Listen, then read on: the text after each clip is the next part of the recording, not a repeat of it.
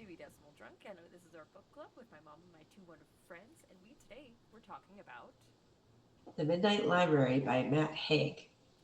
obviously you can tell it was my mom's pick.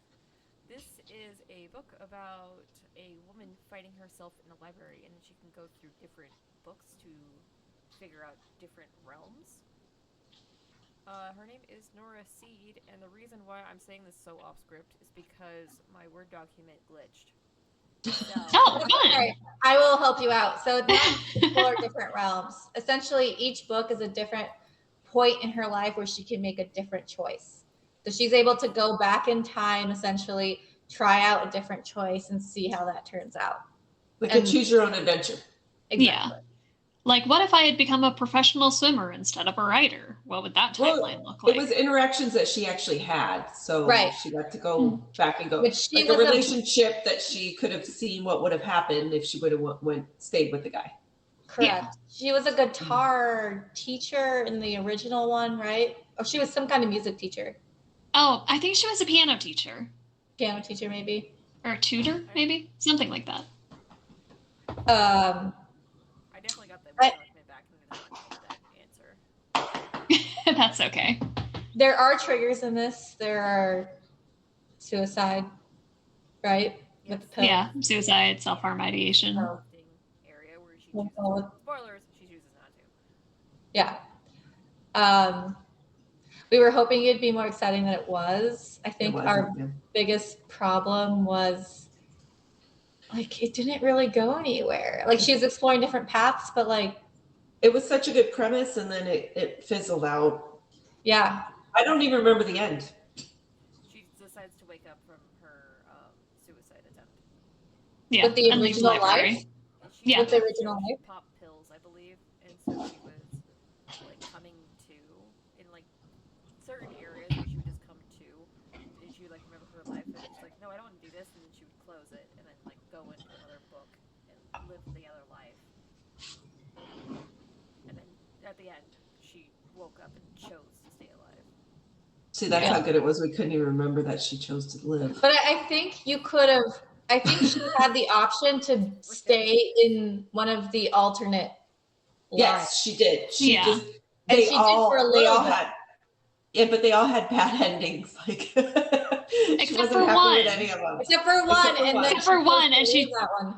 Yeah, she chose to leave it for her regular life, where she was so upset that it put her in that position in the first place. And it's like, I agree with Mom in that, like, it's a book that has a good idea, but the execution on just almost everything was so poorly done. It's just like, I almost wish the writer had taken the idea and pitched it to a different writer to take it somewhere. What's kind of like what its downfall was is that this came out at the same time that Everything Everywhere All at Once came out, and that was, I remember our discussion a lot, was like, that movie did it better than this, and it's kind of unfair to the book, but at the same time, we had that separation split of almost the same kind of concept.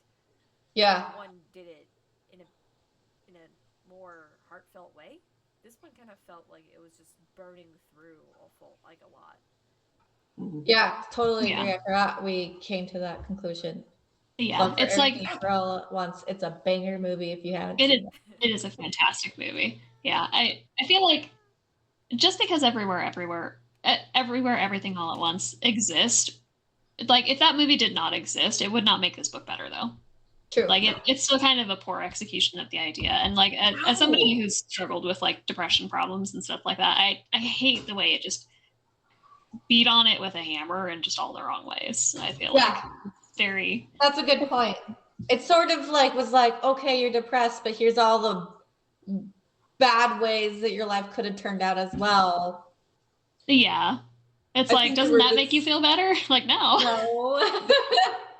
I think they were trying to go glass half full, like it could have been worse, which is the last thing you should think or say. So for all of us optimists, we didn't like this pessimist view. And for the pessimist, it seemed too cheesy.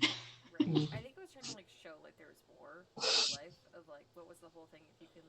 If you understand what pain is, you can actually understand what real life is.